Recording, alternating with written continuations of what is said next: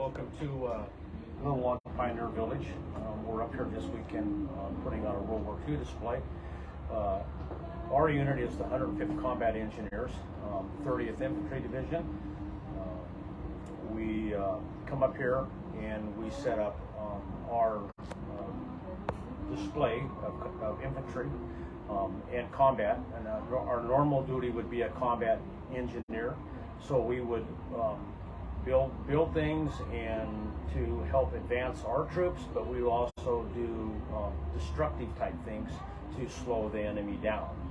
And when we weren't doing combat engineer events or stuff, we would be considered infantry, and so we kind of have multitasking to do. So basically, 30th Infantry Division, 105th Combat Engineers, we were formed out of North Carolina as National Guard, and we were shipped off to Normandy. Landed in Normandy 4 days after D-Day, and was involved in some very critical battles. Breakout of Normandy, St. Lo, Albacete. We went to participated in the Battle of the Bulge. Very critical battle there to stop the German offensive in the Ardennes. And then towards the end of the war, then it ended, and then we got disbanded. But the 30th Infantry Division is still active today in the military.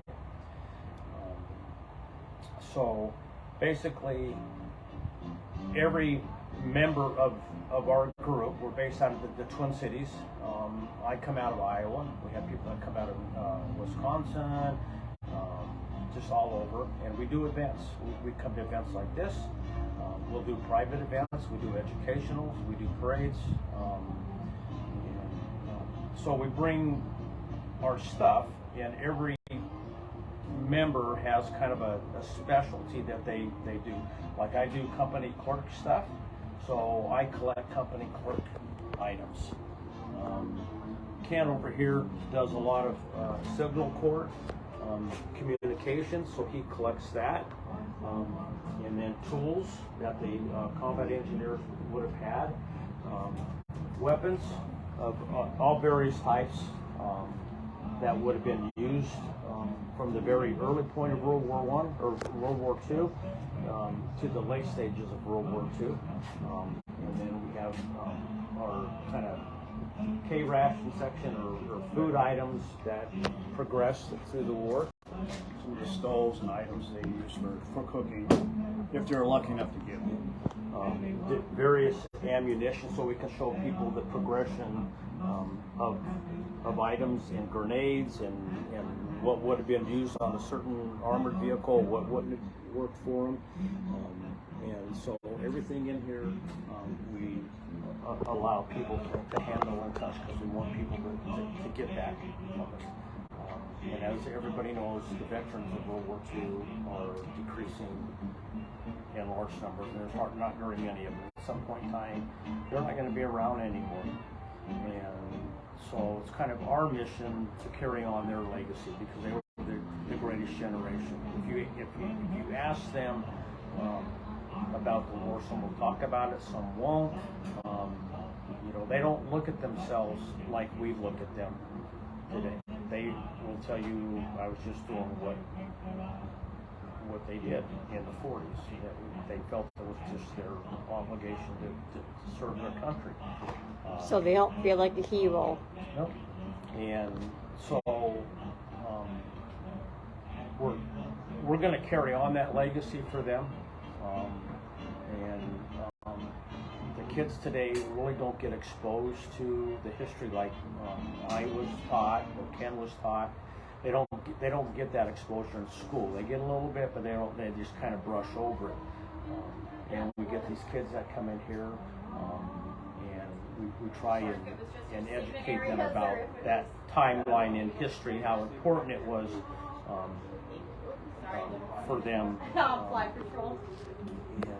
Good morning. Good morning. So that's our goal. And so by the time everybody comes to these events, and I set up my display, and Ken sets up his display, and somebody else sets up their display, and it just all comes together. And it just blends, and it looks like a typical World War II encampment. So, My question is, are you afraid one day that one generation will not keep this going? Is it possible? it's very possible. I mean, not very possible. It is possible, and it will happen.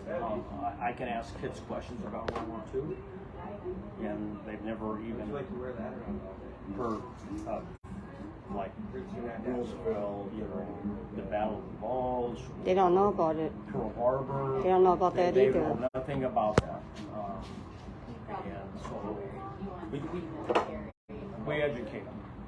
And if it sticks, if just one little piece of information sticks, You know you reached then one. I've done my job. And, just let them understand and appreciate what the people that have come up through the years and have served military for the United States and other countries, what they dedicated, and what they have kind of put on the back burner to serve their time and keep the country free, so we can come out and do what we do, and people have the freedom to protest the way that they want to do. That they, the everyday things that you as an American enjoy was fought for. It wasn't given to us; it was fought for. So hopefully the kids will remember that.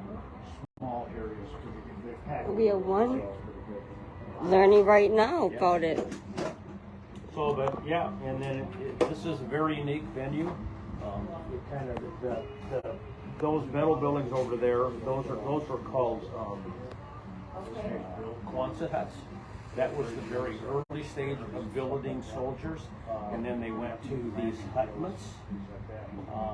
And so we kind of try and set up a timeline or a progression of how the military, because it's just like it is today. As the war went on, technology got better. If you look at the stuff that here today, this was state of the art for the military back in the 40s. It's very antiquated today to the military standards today, but this is what won the war. In the typical foot soldier. Thank you. And we enjoy it. That's good. Yep. Thank you.